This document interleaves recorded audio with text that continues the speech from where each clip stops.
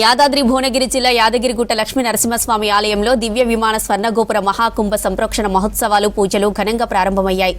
స్వస్తివచనం, విశ్వక్సేన ఆరాధన, పుణ్యాహవచనం, రక్షాబంధనం, ఋత్విగర్వనం, వాసశాంతి, పర్యగ్నీకరణం, మంత్రపుష్పం, నీరాజనంతో మహాకుంభ సంప్రోక్షణ కార్యక్రమం మొదలైంది.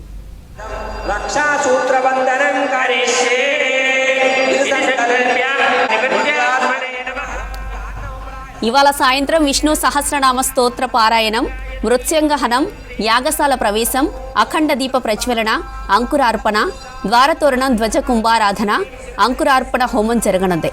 5 రోజుల పాటు వానమామలి పీఠాధిపతి మధుర కవి రామానుజీయర్ స్వామి ప్రత్యక్ష పర్యవేక్షణలో 108 మంది ఋత్వికులతో పంచకుండాత్మక యాగం జరగనుంది. ఈ నెల 23 వరకు మహాకుంభాభిషేక ప్రతిష్ట మహోత్సవాలు జరగనున్నాయి. ఆలయ ఈవో భాస్కర్ రావు, ఆలయ అనువంశిక ధర్మకర్త నరసింహమూర్తి, ఆలయ అధికారులు, భక్తులు పూజలో పాల్గొన్నారు. అయితే 23వ తేదీ వరకు ఆలయంలో భక్తులచే జరిపే సుదర్శన నరసింహ హోమం రద్దు చేశారు ఆలయ అధికారులు.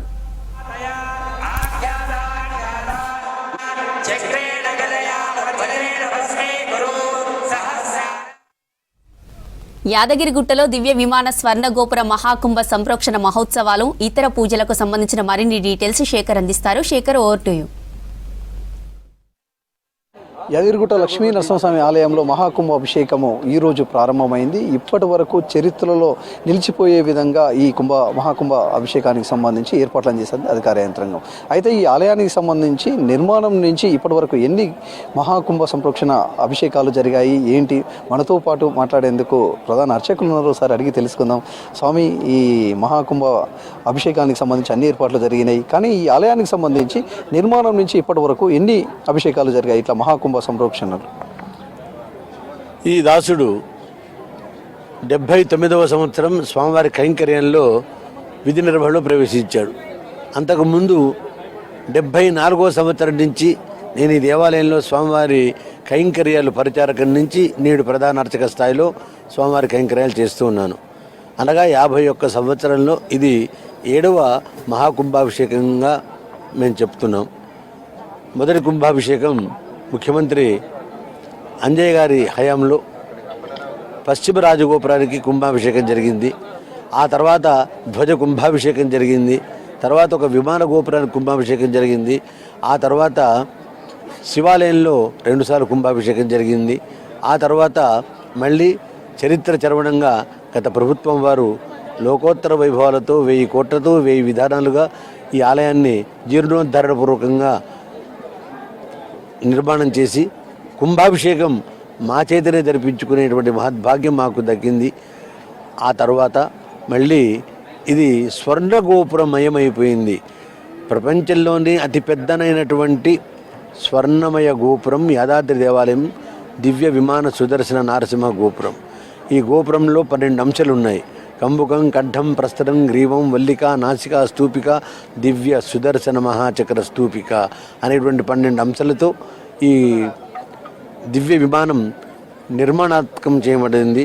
దీంట్లో కేశవాది చతుర్వింశతి మూర్తులు, దశావతారాలు, అష్టలక్ష్ములు, కోష్టదేవతలు, దిగ్దేవతలు, ఇలాగా అనేక మంది దేవతలు, సుమారుగా 72 మంది దేవతలు ఇక్కడ మూర్తి ప్రతిమాతత్వాన్ని పొంది ఉన్నారు. మహావైభవంగా జరుగుతోంది. మొదటి రోజు ఈరోజు కుంభాభిషేకానికి సంబంధించి ఎందుకు ప్రత్యేకత? అంటే 7 జరిగాయి కదా, ఈ కుంభాభిషేక ప్రత్యేకత ఏంటి? అన్నిటికంటే కూడా స్వర్ణం అమలం పవిత్రం. స్వర్ణానికి, దేవుడికి, బంగారానికి, దర్భకు, తులసి దళానికి, సాలగ్రామానికి, బ్రాహ్మడి యొక్క మంత్రానికి అపవిత్రం అనేటువంటిదే లేదు అని వేదశాస్త్రాగమాలు చెప్తున్నాయి. అట్లాంటిది ఏదో దారు నిర్మాణము, ఇటికా నిర్మాణము కాకుండా శిలామయం చేసిన తర్వాత, శిలకు ప్రాణం వచ్చిన తర్వాత ఆత్మకు శరీరం కవచం అన్నట్టుగా ఈ మహాగోపురానికి స్వర్ణ కవచం ధరింపజేయడం అనేటువంటిది చరిత్ర చరవణంగా మహా ప్రత్యేకతను సంతరింపజేసుకుంది. ఇది గొప్ప అపూర్వమైనటువంటి విషయం. స్వర్ణభయం, స్వర్ణ శిఖరంలో స్వామిని దర్శించినట్టయితే పునర్జన్మ న విద్యతే, 14 జన్మలు 7 జన్మలకు భగవంతుడితోనే సంబంధం కలిగి ఉంటాము. లేకపోతే శ్రీవైకుంఠంలో నిజ నివాస స్థానంలో మనకు ఒక ప్రత్యేక స్థానం ఉంటుంది. కాబట్టి ఈ నిర్మాణంలో ఎవరు ఏ రకమైనటువంటి కైంకర్యం చేసినా వారికి త్రిపివిష్టంలో అనగా మోక్షంలో అంత ప్రత్యేక స్థానం ఉంటుంది. ఇహలోక సౌఖ్యాలు పరలోక మోక్షాలు కలిగించేటువంటి మహాకుంభాభిషేకం ఈ కుంభాభిషేకం. అనంతమైన శక్తికి ప్రతీక ఈ కుంభాభిషేకం. ఈ కుంభాభిషేకానికి సంబంధించి ఈ 5 రోజుల పాటు, ఈ రోజు ప్రారంభమైంది, ఈ రోజు నుంచి 5 రోజుల పాటు ఎట్లాంటి కార్యక్రమాలు ఉంటాయి, ఎలాంటి వేద పండితుల ఆశీర్వచనాలు ఉంటాయి, ఎలాంటి కార్యక్రమాలు ఉంటాయి? ఏదైనా సరే స్వామివారి యొక్క అనుజ్ఞ తీసుకొని ఆస్థాన మండపంలో విశ్వక్సేన పూజ, పుణ్యాహవాచనము, స్వామివారికి రక్షాబంధనం అనేటువంటి కార్యక్రమం జరగగానే యాగశాలకు విచ్చేసి యాగశాలను కూడా శుద్ధి చేసుకొని తర్వాత ఏ విధమైనటువంటి వాస్తు దోషాలు క్షేత్ర దోషాలు లేకుండా వాస్తు పూజ పర్యగ్రీకరణ ఉన్నటువంటి కార్యక్రమం జరిగింది. వెంటనే యాగశాల ప్రవేశం స్వామివారు ఏం చేస్తారు. ఆ తర్వాత వెంటనే మరి మృత్యుంగ్రహణ, అంకురారోపణ, చతుస్థానార్చన, కుంభ స్థాపన, ఉపకుంభ స్థాపనలు, చక్రాబ్జ మండలాలు, ఆరాధనలు, ఇలాగా అనేకమైనటువంటి పూజలు ఈరోజు ప్రారంభమవుతాయి. సాయంకాలం విద్య వైదుష్యాలన్నీ కూడా ప్రారంభమవుతాయి. చతుర్వేద పురాణ ఇతిహాస పారాయణాలు ప్రారంభమవుతాయి. ఈ రోజున ఛాయాదివాస కార్యక్రమాలు జరుగుతుంటాయి. ఆ తర్వాత రేపటి రోజున జలాదివాసము, ధాన్యాదివాసము, ఫల పుష్పాదివాసాలు అనేది రోజుకొక అధివాసం చొప్పున చేయడం జరుగుతుంది. 22వ తారీఖు రాత్రి ఈ పంచవింశతి తత్వజ్ఞానానికి సంబంధించిన ప్రతీకగా పంచప్రాణ హోమం జరుగుతుంది. తత్వన్యాసాలు, కళాన్యాసాలు, జీవన్యాస హోమాలు జరుగుతాయి.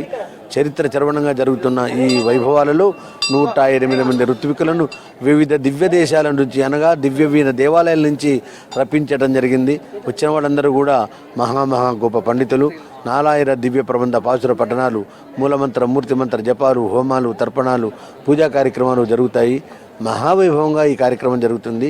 ఈ కార్యక్రమానికి వారమామలై పీఠాధీశ్వరులు విచ్చేసి స్వయంగా వారు శ్రీహస్తముల ద్వారా కుంభాభిషేకాన్ని నిర్వహింపజేస్తారు. మా ప్రధాన అర్చకత్వంలో జరగటం మాకు చాలా సంతోషంగా ఉంది. మా కార్యనిర్వహణాధికారి అయినటువంటి శ్రీమాన్ భాస్కర్ రావు గారు గొప్ప ఔదార్యంతో ఈ గొప్ప కార్యక్రమానికి ముందుకు తూగి ప్రజాధికారులు, ప్రభుత్వాధికారుల యొక్క మెప్పు పొంది, అనుజ్ఞ పొంది ఈ కార్యక్రమం సజావుగా కుంభాభిషేకం జరిగి తెలంగాణ జాతి ప్రజలకు అంకితం చేయబడుతుంది. స్వస్తి. పుణ్యనదుల నుంచి జలాన్ని తీసుకొచ్చారు. ఆ జలాన్ని ఏం చేస్తారు? దాదాపు భారతదేశంలో ఉన్న అన్ని పుణ్యనదుల నుంచి జలాలను సేకరించారు కదా. ఈ కుంభాభిషేకంలో మరొక ప్రత్యేకత ఏంటంటే సమస్త జీవనదులు అతి ప్రధానమైనటువంటిది. మా సాంప్రదాయ సిద్ధంగా ఉండబడేటువంటి 48 రకాల పుణ్య నద జన్మలన్నీ కూడా మేము తీసుకురావడం జరిగింది. వాటిని ఈ మహాకుంభాల్లో నిక్షిప్తం చేసి మహాగోపురానికి ఆ పుణ్య జలంతో, మా మంత్రజలంతో అభిషేకం చేయడమే జరుగుతుంది. దీనికి ఇంత ప్రత్యేకత ఉంటుంది. ఇది యాదాద్రి లక్ష్మీ నరసింహస్వామి ఆలయంలో ఈరోజు మహాకుంభ అభిషేకం ప్రారంభమైంది. ఈ మహాకుంభ అభిషేకం మాత్రం చరిత్రలో నిలిచిపోయే విధంగా ఉంటుంది అని చెప్పేసి చెప్పుకొస్తున్నారు. విమాన గోపురం అనేది భారతదేశంలోనే కాదు ప్రపంచంలో ఎక్కడా లేని విధంగా ఇక్కడ అమర్చారు. అంత ఎత్తైన గోపురంగా ఇది చరిత్రలోకి ఎక్కనుంది. ఈ పుణ్య మహాకుంభ సంప్రోక్షణ కూడా అదే విధంగా సాగుతుంది. ఋత్వికుల వేద పండితుల ఆధ్వర్యంలో, ఈ వేద వచనాల ఆధ్వర్యంలో జరుగుతుందని చెప్పేసి చెప్పుకొస్తున్నారు ప్రధాన అర్చకులు. కెమెరా పర్సన్ రఘుతో శేఖర్, విజిట్ న్యూస్, భువన, యాదాద్రి జిల్లా.